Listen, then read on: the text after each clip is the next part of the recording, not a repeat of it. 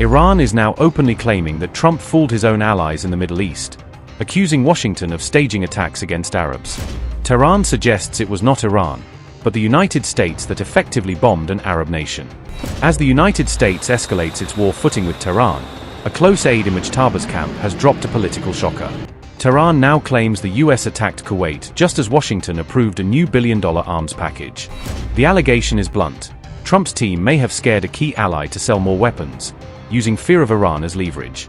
Iran has made a stunning accusation at the very moment the US is escalating its military campaign against Tehran between June the 9th and 10th, turning the information war up another notch.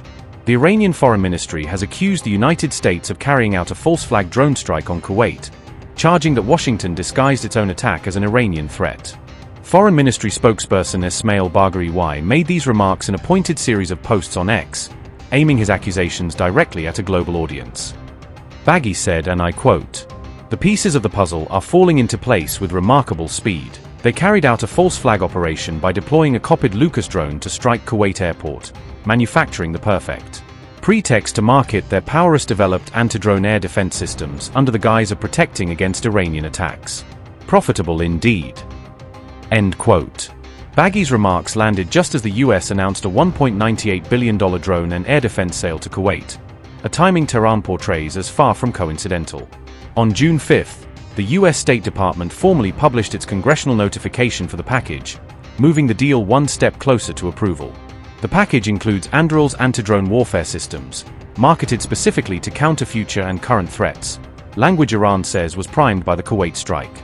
Washington argues the sale will support US national security objectives by improving the security of a key non-NATO ally in the Gulf, framing the deal as a stabilizing move.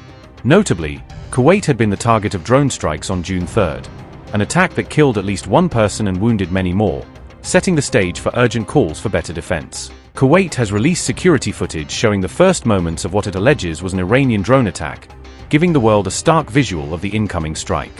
In the clip, a small, fast-moving object, described as a drone, is seen diving in and slamming into the passenger terminal roof, followed by an explosion and a burst of flames. Kuwaiti authorities have publicly claimed that the weapon was an Iranian-made Shahd drone, accusing Tehran of deliberately targeting a civilian airport. Officials say at least one person was killed and more than 50 others were injured in the airport attack, turning an ordinary day of travel into a deadly battlefield scene. Iran, however, has refuted Kuwait's accusations, arguing that the damage was actually caused by a US-supplied Patriot air defense system that malfunctioned. According to reports citing the IRGC, Iranian forces never fired at the terminal itself. Instead, they claim a misfired US Patriot interceptor fell onto the building after failing to stop incoming Iranian missiles.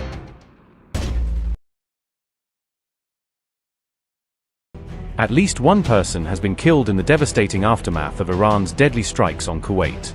Kuwaiti authorities also alleged that multiple people sustained injuries following Iran's drone attacks.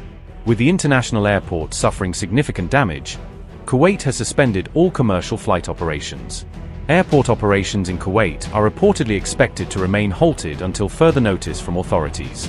The airport had only reopened for normal operations on June 1st before the strikes took place. Kuwait's Ministry of Defense confirmed that Iran launched multiple hostile drones during its June 3rd attack. According to Kuwait's Ministry of Defense, Iran fired 13 ballistic missiles and 17 drones during the assault. Meanwhile, just days later, the US and Iran exchanged fresh blows overnight on June 9th, showing that the military confrontation is still very much alive beneath the accusations. IRGC statement read, and I quote, "4 important targets were hit at the airbase and command center of the child-killing American Army in Al-Azraq, Jordan." Following the successful operation of the IRGC Navy in hitting 21 targets in American air and naval bases in the region and shooting down an MQ-9 drone in the skies of Jam County, and in view of the enemy's continued mischief, in completing the retaliatory operation, the forces of Islam and the brave fighters of the IRGC Aerospace Force, using their long-range solid-fuel missiles, targeted and destroyed 4 important targets, including the hangars of F-35 fighter jets at the airbase and command center of the child-killing American Army in Al-Azraq, Jordan. Our forces are ready for a crushing and decisive response to any renewed aggression by the enemy, and the consequences of any renewed aggression will be the responsibility of the American enemy." Unquote. Meanwhile, reports emerged of fresh attacks targeting US military bases in Bahrain and Kuwait, signaling a further escalation in the rapidly widening confrontation. Iran claims its latest retaliatory strike directly targeted the U.S. Navy's Fifth Fleet headquarters in Bahrain, marking a major escalation in the Gulf confrontation. The IRGC is warning that American military installations across the Middle East remain vulnerable if Washington continues its military campaign against Iran. Iran says its retaliation extended beyond Bahrain, with missile and drone attacks also targeting U.S. military facilities in Kuwait. Tehran claims long-range missiles struck key targets at the Al-Azraq Air Base in Jordan, where American forces maintain a strategic presence. Iran has vowed a crushing response to any further U.S. attacks, signaling that its retaliatory campaign could widen across the region if tensions continue to rise.